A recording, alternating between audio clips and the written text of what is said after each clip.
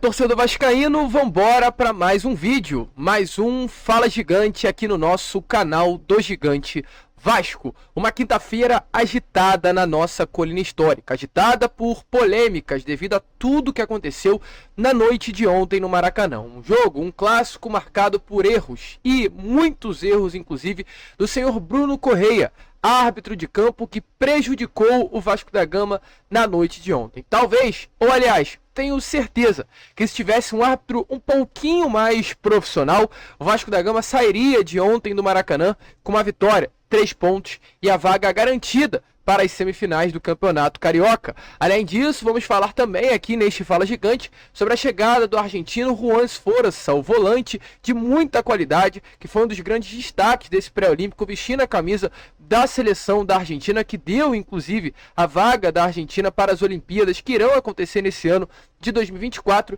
desembarcou nestas últimas horas aqui no Rio de Janeiro e, é claro, já falou com mais novo reforço do nosso Vasco da Gama. Tudo isso você verá aqui agora neste Fala Gigante, agitado, movimentado, com muitas novidades que você não poderá perder. Porém, antes de começar aqui este vídeo, antes de deixar todos vocês muito bem informados sobre o nosso Vasco da Gama, como sempre faço aqui no canal, quero dar as boas-vindas a todos que estão chegando aqui pela primeira vez. Para quem ainda não me conhece, eu sou o Lucas e você está no canal do Gigante Vasco, o canal do torcedor vascaíno. E olha, Vascão, é o seguinte, né? Caso você esteja aí do outro lado e ainda não é um inscrito no nosso canal, venha agora aqui embaixo, onde tem essa palavrinha inscrever-se, aperte nela e já faça parte da nossa família. Estamos aqui todos os dias, 3 vezes ao dia, com a Acorda Vascão às 7 horas da manhã, o Fala Gigante na parte da tarde e o Boa Noite Gigante na parte da noite. Então, se inscreva. Além disso, deixe seu like, seu joinha, o seu gostei, como você preferir chamar,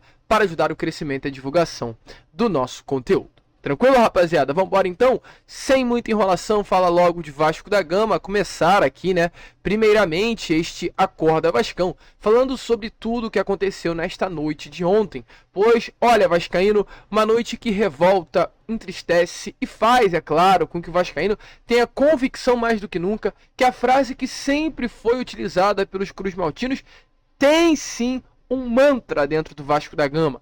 Ela é uma frase que representa o sentimento de todo torcedor vascaíno espalhado por esse Brasil. A frase contra tudo e contra todos.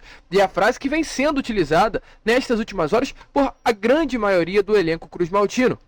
Ontem, o Verratti não disse essa frase na entrevista logo após o jogo terminar no Maracanã, mas ele refletiu a partir dos seus sentimentos exatamente o que diz essa frase, que ontem no Maracanã, Vasco poderia fazer de tudo, mas não iria conseguir sair com a vitória. O Verratti disse a seguinte frase, qualquer coisa que fizéssemos era impossível ganhar, buscavam ou inventavam algo para invalidar. Inclusive está aparecendo aí na imagem a vocês os lances capitais da noite de ontem no Maracanã que prejudicaram o Vasco da Gama. Foi um pênalti de Paulo Henrique Ganso ainda no primeiro tempo, nos últimos minutos dentro da área, onde o VAR acabou descalibrando e nem sequer houve a possibilidade do árbitro de campo analisar no monitor o que de fato aconteceu. Foi na segunda etapa um impedimento que até o momento não está sendo conseguido ser visto pelo torcedor vascaíno. Até o momento o vascaíno ainda não entendeu o que foi marcado naquele impedimento do David na segunda etapa. Um lance que o David sai de trás do meio campo e a regra diz que não há possibilidade de impedimento quando o atleta sai da linha atrás do meio de campo, ou seja, não há impedimento no lance porque o David, volta a repetir, está atrás da linha do meio, e caso, né, viesse a ser marcado impedimento ali, mesmo com o David à frente da linha do meio de campo, o Guga, ele está à frente também da linha de meio do campo, fazendo com que o David esteja numa posição legal. Então foi uma invenção louca ali naquele impedimento do David. Teve o terceiro lance, que foi, no caso, o empurrão do Felipe Melo em cima do Paulo Henrique. O Felipe Melo deixa o corpo, ele impede a passagem do Paulo Henrique. O Payet faz uma jogada, acredito que o Paulo Henrique puxa, né, do meio de campo, arrasta a bola, quebra linhas, toca para o Payet enfia para o Paulo Henrique e o Felipe Melo trava o corpo impedindo a passagem do Paulo Henrique. Isso é falta, isso na regra é falta. O Felipe Melo impede a ultrapassagem do atleta do Vasco da Gama. O quarto lance, a mão vergonhosa, com todo respeito, de Germancano, a gente vê através da feição do Cano que ele fez besteira. O quinto lance, Foi o gol do Verratti no final do jogo, onde eu sinceramente não vi falta nenhuma do Verratti naquele lance. Ele é uma disputa de espaço nitidamente ali com o zagueiro do Fluminense, ele conquista o espaço e faz o gol. Mas o árbitro marca a falta e ainda tem mais um lance que nem sequer apareceu aí nas imagens, que é o empurrão, é a cotovelada do volante André em cima do Zé Gabriel, o lance passível para segundo cartão amarelo e automaticamente a expulsão do jogador tricolor. Mas enfim, né? É isso, é contra tudo e contra todos. E diante de tudo que aconteceu, o Vasco enfim se manifestou através das suas redes sociais. Em uma nota, e a gente espera que o posicionamento não venha a ser apenas a partir de nota. É claro que o Alexandre Matos se manifestou na noite de ontem, porém, precisa ainda de mais. O Vasco tem que tomar um tom maior nessas reclamações. E o Vasco diz assim através das redes, ó, abre aspas: é revoltante presenciar mais um espetáculo manchado por mais uma arbitragem pela quarta vez consecutiva, no mínimo de baixíssima qualidade questionável. É vergonhoso assistir o gramado de um importante templo do futebol em condições pífias de conservação e manutenção por seus incompetentes administradores. É lamentável assistir a decadência de um campeonato que já foi e tinha tudo para ser o maior do Brasil. Uma quarta-feira para ficar nas cinzas da história do futebol. Vasco da Gama ingressará com medida e solicita à FERJ, entre outras exigências, a suspensão de mais um árbitro do campeonato, o senhor Bruno Mota Correia. Solicita também o envio pela FERJ dos relatórios da empresa contratada para analisar a arbitragem de todos os jogos do campeonato. Solicita uma ação imediata em resposta aos problemas crônicos com arbitragens questionáveis no campeonato. É urgente a tomada de ações efetivas e imediatas, e não mais de reuniões e promessas. Resistiremos contra tudo e contra todos. Então, mais do que nunca, essa é a frase dita pelo torcedor vascaíno. E a loucura que saiu aí nessas últimas horas foi a súmula do senhor Bruno Correia. E na súmula ele declara que o motivo da expulsão do volante chileno Gary Medel teria sido por revidar contra o seu adversário, no caso Thiago Santos, um soco na altura do peito de maneira agressiva. E vai aparecer aí na imagem a vocês que em nenhum momento há um soco no peito do Thiago Santos. O Thiago Santos, inclusive o próprio Bruno, ele relata na súmula, ele aperta o pescoço do chileno Gary Medel e numa forma de revide, é claro, ele empurra o Thiago Santos, mas não a soco. Se há alguém para ser expulso naquele lance, e de forma correta foi, era o Thiago Santos, mas o Medel ter sido expulso por empurrar o Thiago Santos após ser agredido com um agarrão no pescoço, um apertão no pescoço. Gente, de verdade, chega a ser brincadeira, chega a ser um desrespeito ao torcedor cruzmaltino. Mas é exatamente dessa maneira, é contra tudo e contra todos. Foi a forma que inclusive o chileno se manifestou através de suas redes. Ele diz assim, via rede social: aconteça o que acontecer, sigo orgulhoso desse time que ontem teve uma bela atuação. Mas infelizmente tivemos alguns erros de arbitragem que mais uma vez impediram de sairmos com a vitória. Ele inclusive em outros momentos também se manifestando nas redes, ele utiliza esse mesmo slogan, contra tudo e contra todos. Então esse é realmente a frase, o mantra que levará o Vasco da Gama para essa temporada de 2024. Contra tudo e contra todos. Então o vascaíno é desse jeito. Ontem, né, a gente trouxe aqui a vocês, o Alexandre Matos esteve presente aí na sala do VAR, na cabine do VAR, falou com os profissionais que trabalharam ali dentro da cabine, falou com o profissional que chamou o árbitro Bruno Correia para analisar aquele lance da mão dentro da área, e foi de fato confirmado que todos os profissionais que trabalharam na cabine do VAR na noite de ontem entenderam que foi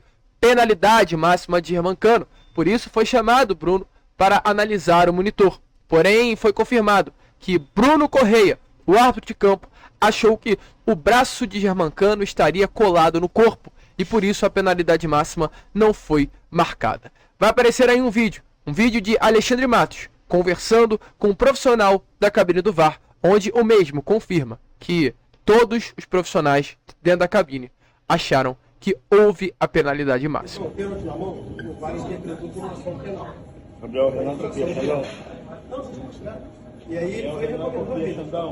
É, torcedor vascaíno, então é de fato revoltante, é algo que entristece, essa é a grande realidade, entristece o torcedor cruzmaltino. Porém, deixa aí a sua opinião nos comentários, é de fato a frase, o slogan que leva o torcedor cruzmaltino durante esses últimos anos e levará com toda certeza também para as próximas temporadas. Vamos falar sobre coisa boa? Vamos falar sobre reforço desembarcando na nossa colina histórica?